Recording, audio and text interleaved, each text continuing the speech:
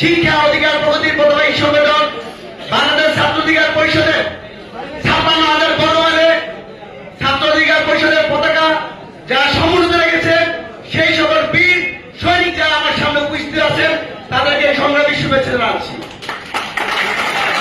আমি 2011 সাল থেকে পরিষদের সাথে যুক্ত আছি।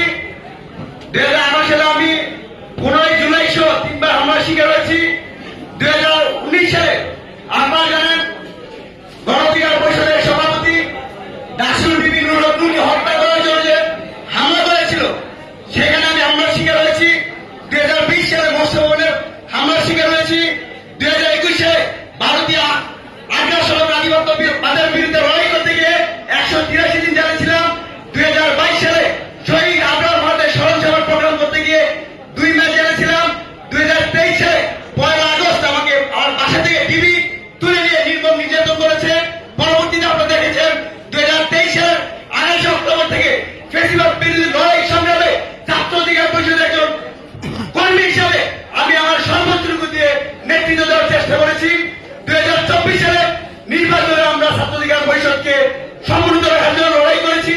সর্বশেষ আপনারা জানেন 5 জুন থেকে কোটা যুক্তি সংস্কার করার জন্য যে আমরা লড়াই সংগ্রাম করেছি ঠিক সেই সময় আমরা মনে করেছি বাংলাদেশের প্রত্যেকটা পড়তে অন্যায় অনিয়ম দুর্নীতি হচ্ছে, সুতরাং কোটা যুক্তি সংস্কার নয় পুরো বাংলাদেশকে সংস্কার করতে হবে।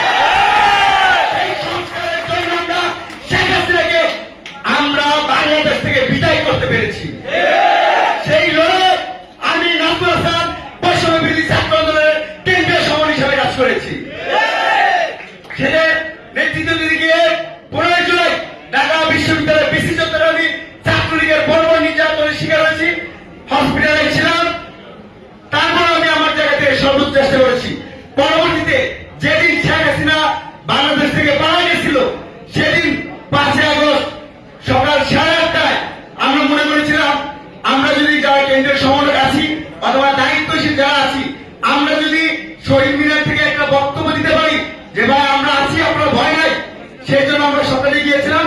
কিন্তু যাওয়ার সাথেই বসিরহাট মোড় থেকে আমাকে গ্রেপ্তার করে। আমার সাথে তসলিম হোসেন অভি ছিলেন, ঢাকা অনুযায়ী সমন্বয় ছিলেন 2 জন। পরবর্তীতে শাহবাগ থানা নির্মম নির্যাতন করে। দুপুর যখন 12টা বাজে তখন শাহবাগ থানার অপারেশনে দায়িত্বে ছিলেন আশরাফ, তিনি আমাকে অভিকে আর 2 জনকে বলেছিলেন তোরা যারা সমন্বয় আছো সব ফিরিয়ে গুলি করার নির্দেশ আছে। দুপুর 12টার দিকে আমাকে ক্লোজ ফায়ার করার জন্য সিটিসি দিকে যায় কাউন্টার প্রেসিডেন্টে। আল্লাহর কাছে অশেষ রহমত এবং আমি মনে প্রাণে বিশ্বাস করছিলাম হে আল্লাহ আমাকে যদি শহীদ মর্যাদা দেওয়ার মাধ্যমে শেখ হাসিনাকে বাংলাদেশে সরে যায় আমি শহীদ হইতে প্রস্তুত আছি।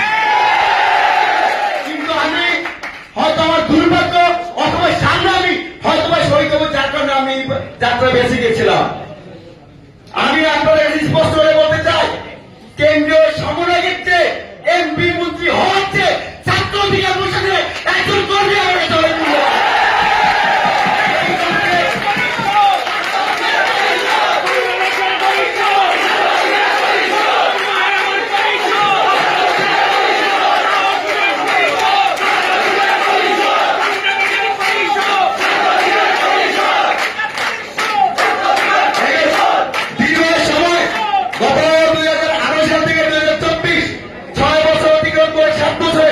আমি আমার জীবনের সর্বোচ্চ উজাড় করে ছাত্র অধিকার পরিষদের দিকে চেষ্টা করেছি।